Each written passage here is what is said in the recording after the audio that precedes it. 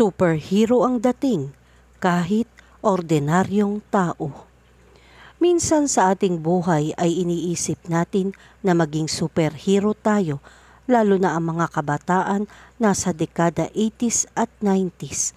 Paano ba naman kasi ang mga palabas noon ay puro tungkol sa mga superhero, kaya may mga pagkakataon na iniisip din natin na maging tagapagtanggol ng naaapi. May mga nagboxing at nag-aral ng karate, ngunit hindi yun sapat para masabi nilang superhero sila.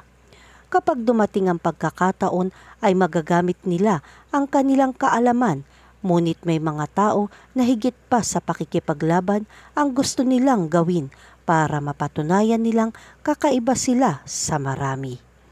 Ang mga taong tinutukoy ko ay yung gustong magkaroon ng agimat. Sa pamamagitan kasi nito ay magagawa na nilang protektahan ang ibang tao. Tapos may magpapatunay pa, may kakayahan siyang maging malakas, as in sobrang lakas, dahil hindi siya tatablan ng bala o kung anumang sandata. Magagawa pa nilang mabuhay ng matagal. Ang agimat daw ay nakukuha kapag sumasapit ang Biyernes Santo, pero may mga taong may kakayahan na makagawa o makapagbigay ng agimat.